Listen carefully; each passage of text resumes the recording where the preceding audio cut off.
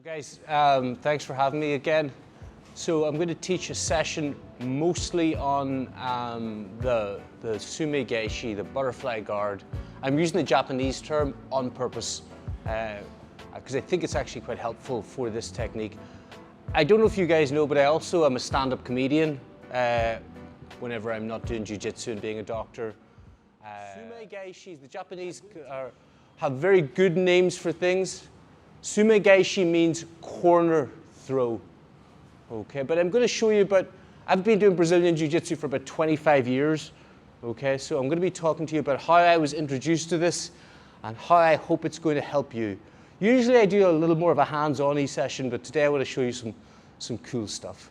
The first time I learned, so I started off doing Japanese Jiu-Jitsu, okay, as it happened. And my favorite move in the Japanese Jiu-Jitsu was this, okay? And I learned it from Mauricio Gomes. Well, I learned it in Japanese Jiu-Jitsu, and then Mauricio, the first time I went to Jiu-Jitsu anything was a seminar with Mauricio Gomes and a 14-year-old Roger Gracie. He came to Belfast, to my town, and he showed this move.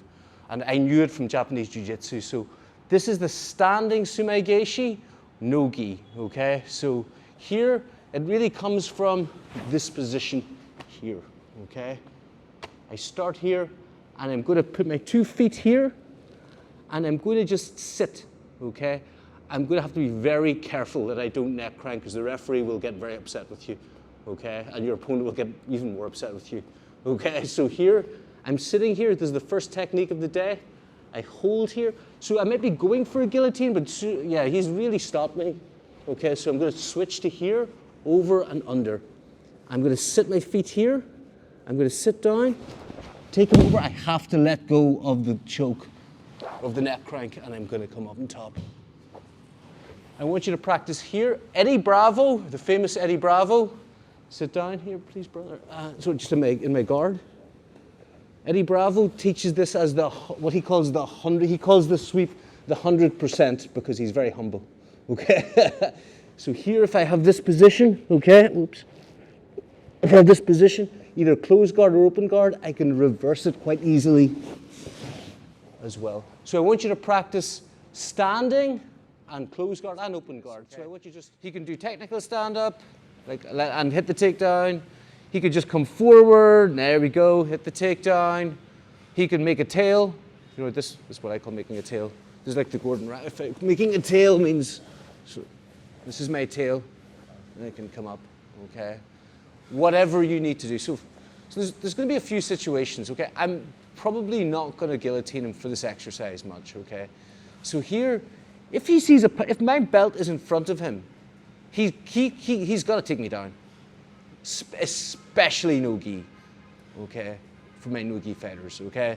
If there's a path to the belt, he's going to take me down, okay? That's it. Why would he not? You know? If there's a path to the belt. Okay, so go for it. He gets the takedown. Boom, whatever. And Binish is a good wrestler, so he's showed you guys a lot of good takedowns. I know this. Okay. If there's a path to the belt, hit the takedown. Why would he lie down? Why? Lie down. Look how much further he is from killing me. Okay? In jiu-jitsu, man, you know what I mean? I like to sleep, you know. So I like to be back there. But if there's a path here, take me down. Absolutely take me down. Okay? No one's going to punch you in the face in jiu-jitsu. So it behooves me to not let this happen. Okay? So I'm not going to give him a path to my belt if I'm pathing. I'm going to be here. There's not a path to my belt right now, but he can easily put a hand on my shoulder and technical stand up, and then take me down. Okay, or just technical stand up. Okay, so this next exercise, you're going to be getting up a lot. Okay, so if I come in like this, of course, take me down. If he sees my belt, okay, he should take me down. Why would he not? This will teach, I think this should hopefully teach me to stay behind my hands. And this is much harder for Binish right now, isn't it? This is easy. But here, this is actually very hard for me to stop him getting up with technical stand-up. I'm going to try and not let him get up. But look, how much work has he done? Nothing. How much work am I doing? A lot. Do you know? So I have, and this is really hard for me because as a fat man, okay, for me to squat and stay down here, this burns a lot of gas. He's chilling. He's fine.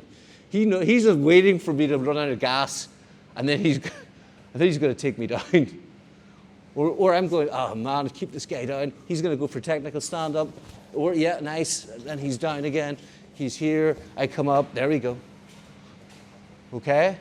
Good movement, man. Really good. So let's find a friend. Okay? And change partners. And so 3 minutes, okay? Let's go. Good grip. Okay, like if he's not breaking it, fine. But you know, if he's breaking it and you feel like it's in trouble, then go and just take another one. Take something else, okay? But for this exercise, he's giving me nothing. He's staying behind his hands. He's not gonna let me touch his feet, grab his feet, steps away. Let me get a Deli Hiva hook. If I grab a Deli Hiva hook, he just takes it out. That's it. It's a bit more of a slow exercise, but the last one was tough. Let's go. Change partners, okay? So we're just not allowing the grip, okay? Even more than breaking the grip. So again, he's playing. So if I'm here, man, like, you know, he's got the, you know, how am I gonna stop? You know, okay, yeah, I can do stuff. But more importantly, I'm just not letting him get anything, okay? Let's go, guys. I think it's not. I think it's better that you play a little game that I don't let this happen, okay? So you've been playing lots of exercise, you've been sparring hard, you know, like this. So this time I'm staying down, so I'm not gonna let him come up. I'm gonna try, yeah, good. I'm gonna try, make sure if he gets grips. I don't want any of this stuff to happen. You know, I'm too late. Too late, he's got too much gripping on me. So I'm back, I'm not gonna let him grip anything. You know, I'm staying away. Absolutely staying away. If he gets 1, 2, 3, now he's got 3 grips on me. It's gonna be hard. So here, so he's probably here. So I'm going to try and get to the pass, okay? So the point, so the modern passing, okay, this is modern Jiu-Jitsu guard passing, is to try and get my hand on his hip and my head on my hand. Why is this? So here, so I'm going to be playing with him. He's going to stop me from doing this. But if I can come here, okay, I can retain the guard here. Okay, by putting his, yes. Now he's going to get the guard back. No problem at all. Okay, so I'm going to be trying to pass here, but I'm going to be coming with this here. My head is going to come up here. So now it's going to be quite, I'm not so flexible, but the more you can put your head on your hand, it's going to be hard for him to retain. Now the problem is if I pass to this side, I'm sure Binish could just put enough stuff in the way. This isn't going to happen, you know. So once I'm in this position, I'm actually going this way, okay? I'm going to come out this way to here. Okay, if you were here yesterday, you know I was trying to do all this kind of stuff like this, you know. So practice once or twice.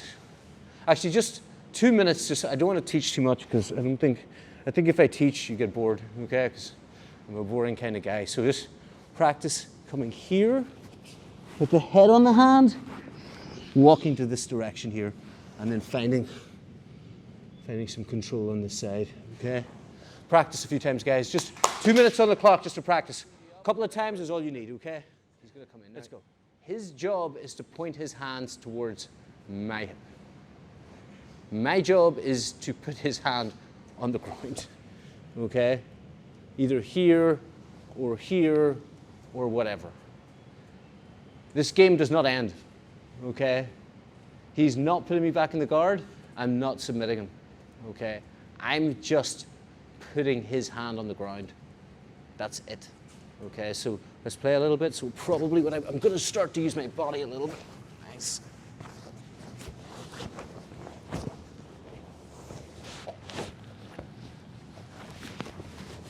So you can see what we're doing is actually part of the game, okay? His job is to find this.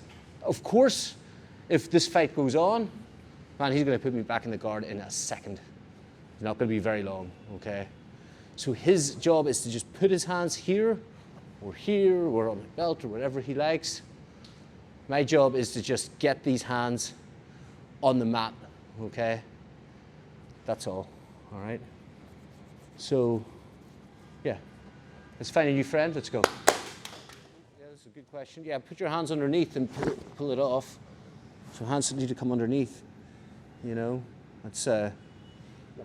Namaste. That's a good one. So if he's standing up, I learned this from Salo, stand up. So if he grips the belt, because this is what I used to do in competition. I used to shake his hand, fix his belt, and then pull X guard. You do that once every competition. So you're coming underneath like a karate block, but I think the blessing is nice too. Okay, so yeah, I mean, good questions.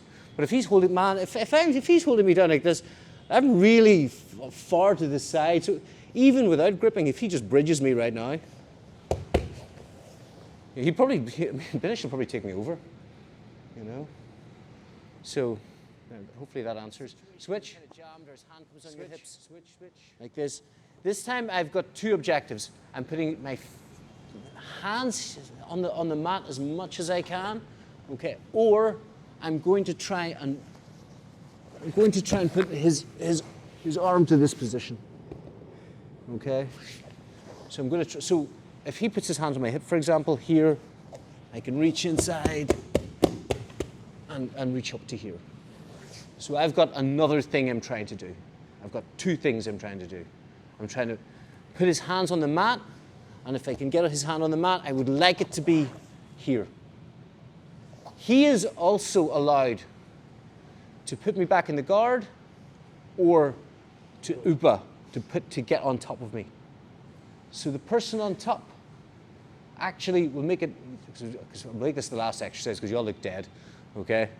So so here, yeah. So here you can come here, and if I get him up here, I'm going to try and get past his shoulder line. I'm going to try and come up here, my knee past the shoulder line. This is a very useful skill to have, I think. His job, not just because his job is to put me back in the guard, nice, or to get that nice, perfect upa, okay? And I'm trying to do this and get to his shoulder line. Okay, let's go, guys. Okay? All he is allowed to do is defend the guard. Okay, that's it. I, however, am allowed whatever I like. Okay? Banduk, good. So I'm allowed to grip him, I'm allowed to come in. He is not allowed to grip me. Okay? No grips whatsoever. Okay? So you will probably get your guard passed a lot, even if you're a higher level than the other person. Okay? And there's nothing wrong with that. So he is really working very hard to almost maintain a no-gi guard, okay? He's probably not going to win this because I have grips, okay? So the person on the top, so before Fuck Your Jiu-Jitsu from the guard player's perspective allowed him to just do crazy sweeps and crazy takedowns and just allow all this. So this is a real kind of exploration of what you can do. So now I can do all this crazy passing.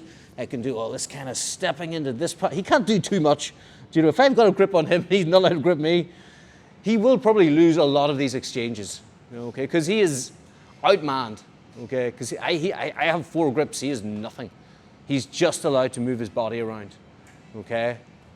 So this is pretty horrible for the person defending. But I think it's very good for the person defending just to defend the guard, okay?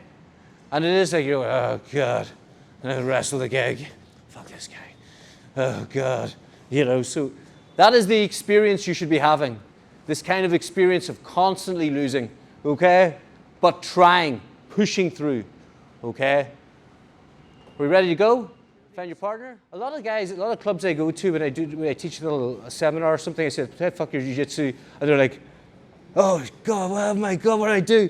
And they all go for single leg X. They all try single leg X. Doesn't matter, even if I'm going like this, they're all trying to get single leg X. So this fuck your jiu-jitsu exercise is really good, I think, for encouraging you to do things that you wouldn't normally try. Then we talked about the grips, if he gets just not allowing the grips. I think what Binish said is actually quite wise though. It's not a good idea to break a grip and move away, because even if he hasn't done that, okay, which is good that he did, like I'm way far from the guard pass. I can break the grip and I can move in. The more grips he has, I think the worse it is, generally. Okay, then we talked about the Gunda feet exercise.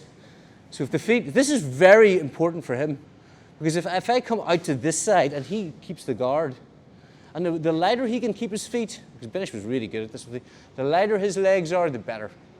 I think the more dexterous you are with your legs. So here, this is good. Here, so he's really good at keeping all this stuff. We talked about how this exercise of him, this is a wrestling up exercise, him just get it. If he sees my belt, he's gonna get up and go for something. So it's on me to keep head position. And if I keep head position, though, sit up, sit up, sit up, it's easy for him to put a hand on my shoulder and technical, no, just, well, you can do that, but yes you can, but technical stand up, that's really good what you did. So again, so if he's down here, so if he's here, we talked about how he can easily get up and then take a shot. I think if he gets up to one knee, it's going to be a lot easier for him to take a shot. So I don't often technical stand up to my feet. I will usually, if I'm sitting on the guard, if I technical stand up to a knee, it's a very easy shot for him. Because look, the path to my belt is now clear. So, and then what else did we do?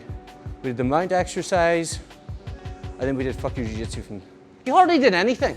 Why are you so sweaty? Guys, give your, let's light up, call it a day.